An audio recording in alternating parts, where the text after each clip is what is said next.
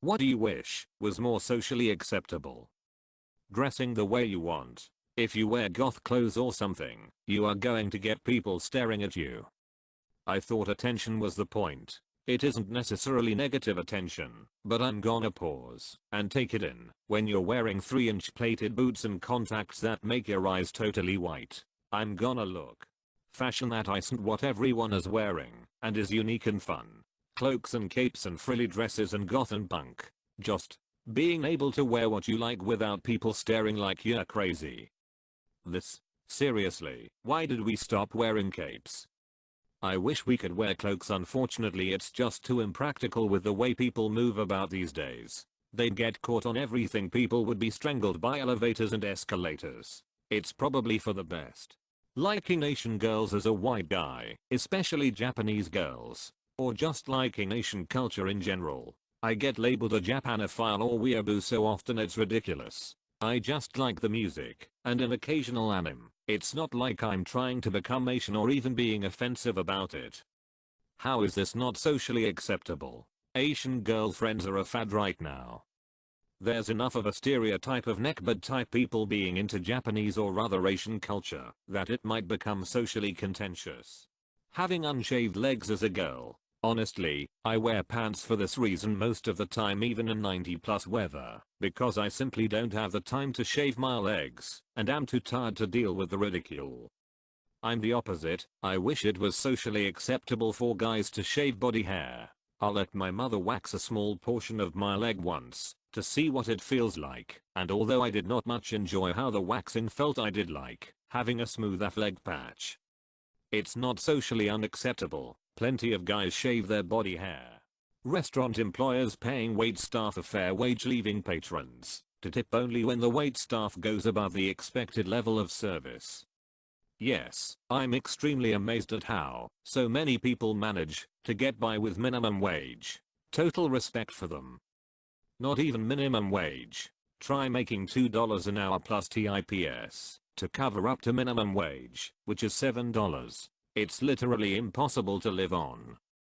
Getting away from tipping culture would be alright, as long as the adjusted wages were sufficient. It would be hard to keep a good server or bartender around for $15 an hour. I cannot fully understand, and probably never will, why Americans have that nonsense. Wouldn't it be a lot easier to just pay a waiter a normal salary and let them be tipped when deserved? I think social media related crimes should have the stocks as a punishment. It's not even illegal in most states, just unused. Social media related crimes? What do you mean? Like people threatening others online? That's a start. Also, parents could use it as a consequence to use on their kids for posting inappropriate things. Yes, public shame is far too underused as a punishment. Simply saying that you don't want to go to an event, like a party or something. No excuse. No, I'm busy, sick, whatever. Just, I appreciate the invite, but I don't want to go, without any raised eyebrows or offense or anything. That depends on if you want to be invited to more of the same type of events. If you make excuses, they'll keep asking. That's the way to go if you want to be invited in the future. If you say nah, it's not really my thing, they'll stop asking.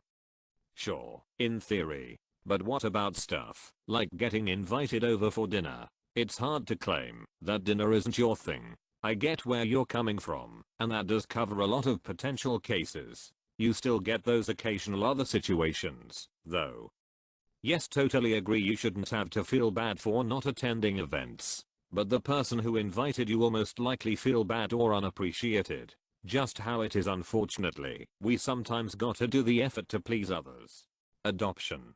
Both giving up the child as the birth parent and taking in the child as an adoptive parent. Adoption is often used as a middle ground solution in the abortion debate, but the truth is there's an extreme stigma against it. Women who give up their children are told they are selfish and not taking responsibility, while the parents taking in the child are told they are taking on someone else's problems. I've heard that exact phrase from both family and coworkers. I'm really surprised by this, especially that last part you wrote. I honestly thought that adopting children was generally considered to be a good thing, heroic even by most people's standards. That phrase though, Taking on someone else's problems when referring to any kid that needs a home just seems unnecessarily cruel and cold to me. Can I ask where you're from? I've been told you'll never love the child as your own, it's just different. Even for stepchildren I've heard they always say they're fine with it, but one day they will sure flip out.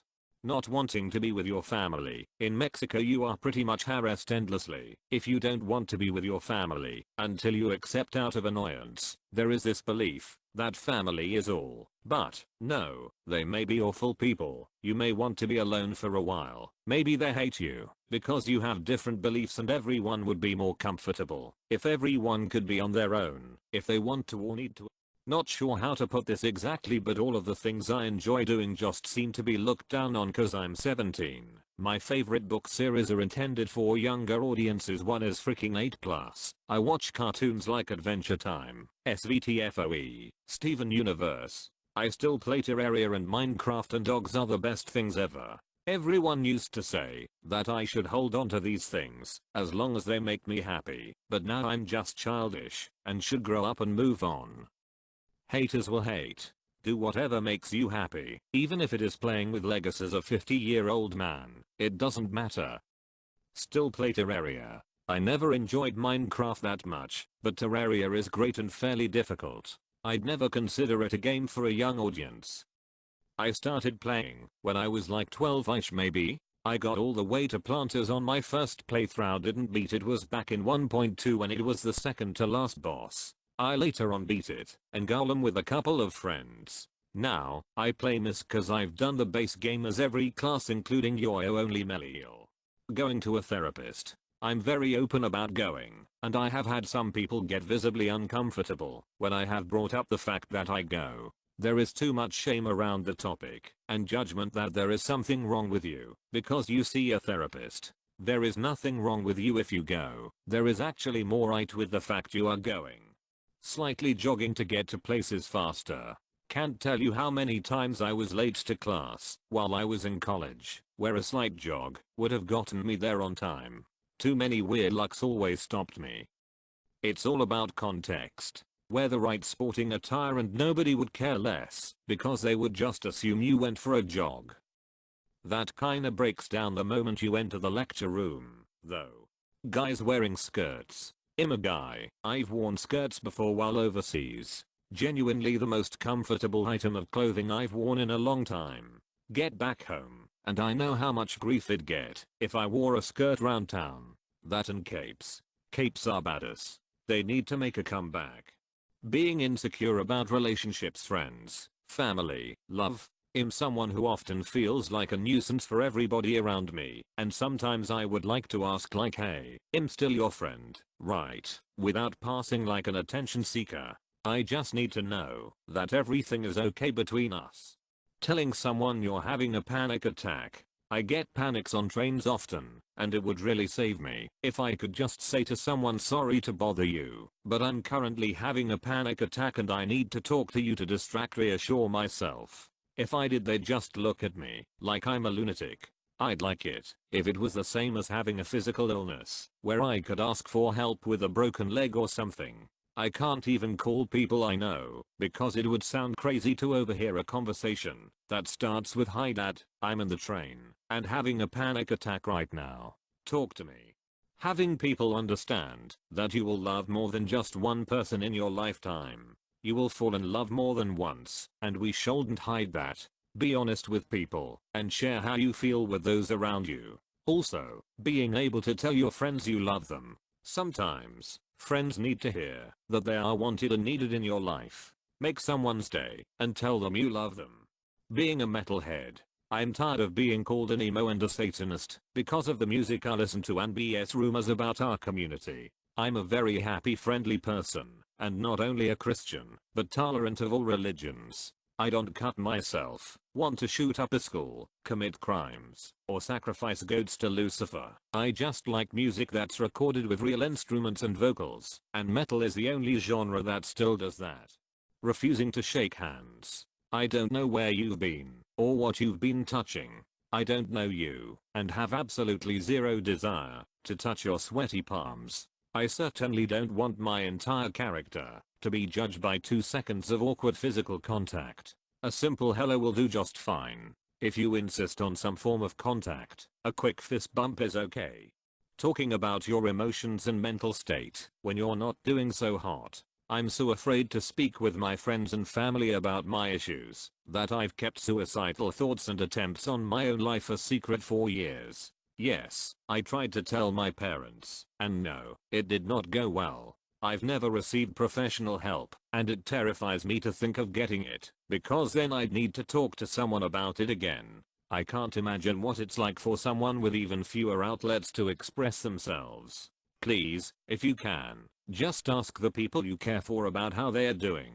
Sincerely. It sounds small, but it can make a big difference when someone needs it. Messed up a sentence.